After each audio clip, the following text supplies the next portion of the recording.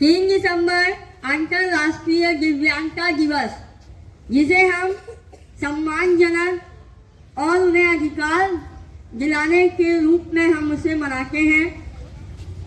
सन 1995 में PWD act यानी person with disability 7 दिव्यांगता को लेकर आया, जिसमें मानसिक बीमारी, अंग दिव्यांगता और ये कुछ रोग मुक्त व्यक्ति और एक और है श्रवणमान्यता, श्रवणहीनता। ये सब जो डिसेबिलिटी 7 है उसमें भी बहुत सारे अंतर हैं, जो कि 2016 RPWD act right to person with disability 21 disability को लेके आया।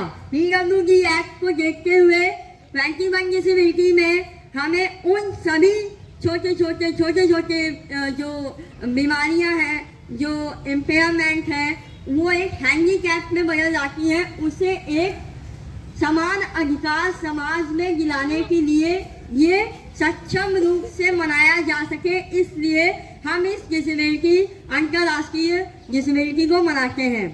अंतर्राष्ट्रीय दिव्यांगता दिवस, इंटरनेशनल डिसेबिलिटी डे। ठीक है, हम इस पे कुछ चर्चा करते हैं। जैसे हम जानते हैं हमारे समाज में ऐसे कई दिव्यांगता हैं जो छोटी छोटी बीमारियों से ग्रसित हैं। इम्पेयरमेंट, डिसेबिलिटी एंड हैंडीकैप, इन तीनों में डिफरेंसेस जानते हैं आप क्या होता है।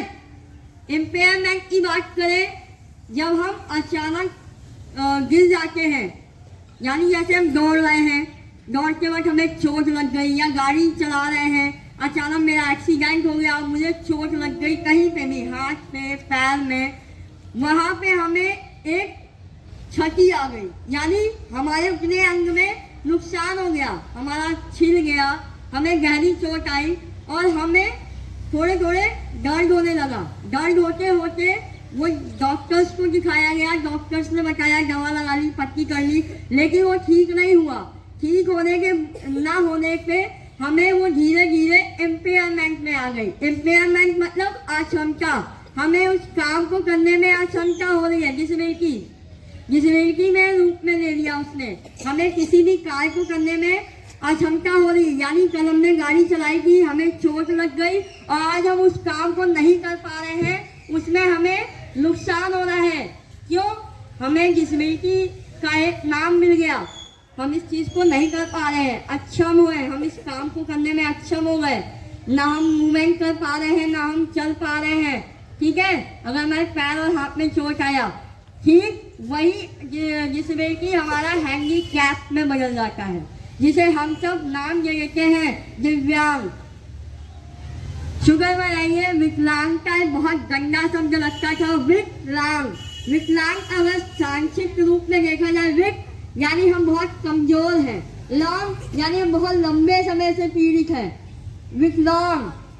अब जब 1992 में WHO ने जब इसे विकलांगता में धीरे धीरे समान अधिकार लाने की बात कही, उसी जगह हमारे भारत के प्रधानमंत्री श्री नरेंद्र मोदी जी ने सन 2015 27 दिसंबर को इसकी बात रखी, अपनी मन की बात में बोला कि विकलांग को एक दिव्य रूप में देखा जाए, उनके अंदर भी एक आत्मविश्वास है, कुछ करने के हौसले हैं, उसे बुलंद किया जाए, उसे उस तरह उड़ान भरने दिया जाए जिस तरह एक पंछी उस आसमान की तरफ उड़ता है, अपने लक्ष्य को साध कर उस मंजिल को पाता है। हमारे यहाँ 16 डिसेबिलिटी में ऐसे हैं जो सक्सेसफुल हैं आज पूरे वर्ल्ड में, यानी अपने भारत की बात करें तो सुधा चंद्रा को देख सकती है, एक्ट्रेस रहकर उन्होंने 17 साल की उम्र में पैर गवाया। उन्होंने इतनी तन्मयता के साथ अभिनेत्री है, वो सीरियस में काम करती है ना। वर्ल्ड की सबसे छोटी एक अभिनेत्री है, उनका नाम ज्योति आमगे है, नाम सुना होगा, है ना। लेकिन उन्होंने भी अपनी कहीं ना कहीं हौसलों को बुलंद किया और आज इस काबिलियत पे पहुंची है ना।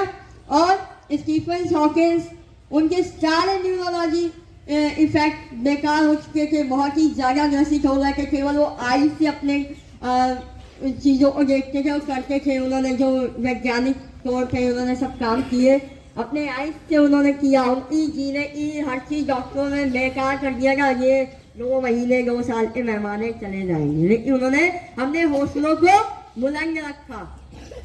इसी तरह वो कहावत है, मैं कहना चाहती हूँ कि मंजिल उन्हीं को मिलती है जिनके सपनों में जान होती है। मंजिल उन्हीं को मिलती है जिनके सपनों में जान होती है। पंखों से कुछ नहीं होता, जिनके हौसलों में उड़ान होती है। तो यही सारी चीजें हमें आज उन लोगों से, उन दिव्यांग जनों से हमें वो प्रेरणा सिखाती है, प्रेरणा देती है कि हम भी उन हौसलों में आगे रहें। हम किसी से कम नहीं हैं। पैर कटे तो क्या हुआ, हाथ कटे तो क्या हुआ, देख नहीं सकते, सुन नहीं सकते, लेकिन आज भी हमारे मानसिक और शारीरिक में वो हौसले आत्मनिर्भर पे हैं। हम उसे भर सकते हैं, कर सकते हैं और मंजिल तक पहुंच सकते हैं। थैंक यू, धन्यवाद।